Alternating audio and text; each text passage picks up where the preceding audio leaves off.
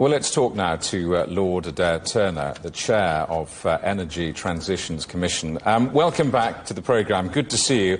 I know you'll have heard in the last few minutes this announcement of the US Energy Secretary saying the US is pulling the plug on $13 billion of subsidies to subsidise green energy projects. Your reaction, first of all?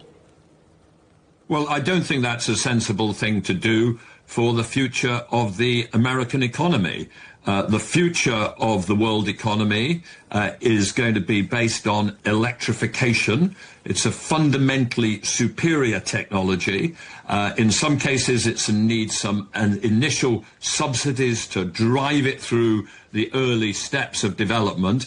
But in the long term, it is going to be the way to have a low-cost and efficient and better form of energy. And I think the future is with electrification and decarbonisation of power systems. So I think the US is making a major mistake in that respect, just in terms of its own industrial future, let alone in terms of its responsibility to help deal with global climate change. But that's clearly the direction of travel for this administration, isn't it, and its remaining years in office?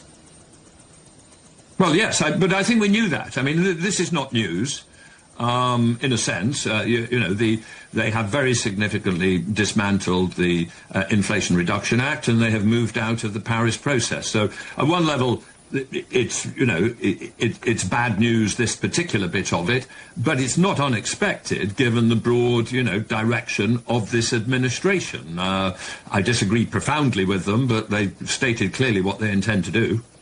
Let's talk about China, and in particular China's power demand, which keeps rising. Electricity use, I think, is up around 5% year on year or something like that. How challenging is it going to be for China to meet its climate targets under these conditions and circumstances? Well, I think it's important, and one of the most important things we'll hear in the next day is what are China's targets, and I'd love to make a comment on that. And by the way, I noticed that you headlined your previous package by drawing attention to the fact that China, in relation to the WTO in world trade, has basically said we're no longer going to claim developing country status. We are going to be treated as a developed country, and I think we've got to have that same approach in China's climate targets as well. But specifically, you ask on electricity system growth. China is electrifying faster than all other countries in the world. It has correctly chosen that as the future, and it is developing the technologies of that.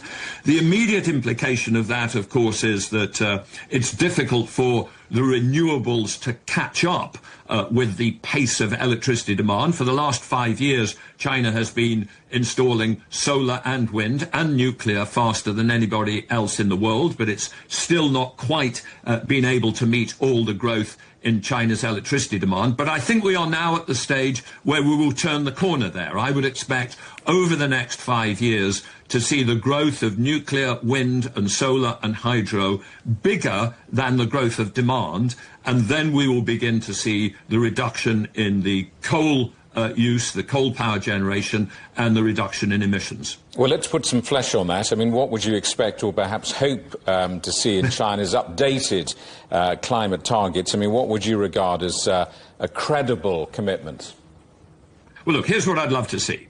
China at the moment says that it will peak by 2030 at the latest, and it'll get to zero by 2060. And if you simply drew straight lines between those points, the area under that curve is about 260 gigatons.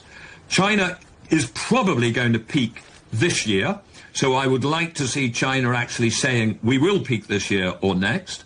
I think China should be aiming to get to a 90% reduction at least by 2050. I think what should happen in the 2060s is dealing with the very difficult things in agriculture and methane and the other greenhouse gases, but I think it should aim, and I think it is quite capable of decarbonising most of its energy, building, industry and transport sector by 2050. And I think it should ideally state a straight line from where it is today to a 90% cut by 2050. And that would be a sort of 15–18% cut by 2030 and a 35% cut by 2035. If China said that, it would be revolutionary in terms of our ability to limit climate change. It would be revolutionary in terms of its impact on other countries across the world. And I think given China's technological capability, it could deliver that. Now, what do I expect?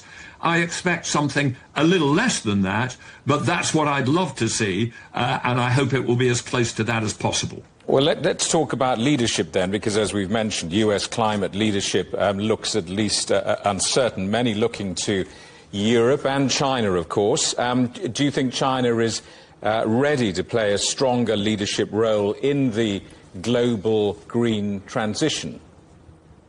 Well, look, China is playing a huge leadership role in the development of the technologies to deal with climate change. It is the leader in solar PV, in batteries, in electric vehicles, in electrolyzers. And the world should applaud that. China needs to be more of a leader in terms of emission reduction targets, and it should be extending its emission reduction efforts from the power sector, where I think we're on a turning point very soon, to sectors like heavy industry, steel and cement, where China is so important. So I would see a sort of need for a big deal between Europe and China, that China, within the context of now accepting that for trade terms, and I believe from climate terms, needs to move beyond being a developing country and have the responsibilities of a developed country, China should accept that, but Europe should not criticize China for its technological leadership, but embrace it and encourage great Chinese companies, for instance, to invest in Europe, so that, yes, we would want some of the supply chains to be based in Europe, but if that is done by great Chinese companies investing there. So I think there's a sort of Europe and China. Other countries, of course, are hugely important as well, Brazil, India, but it has to be China accepting a degree of responsibility and the rest of the world applauding China for their technological leadership and embracing that rather than rejecting it or trying to put up protectionist barriers against it. Adair, good to see you, and thanks so much for coming back on the programme. Great talking to you. Adair Turner, Chair of Energy Transitions Commission.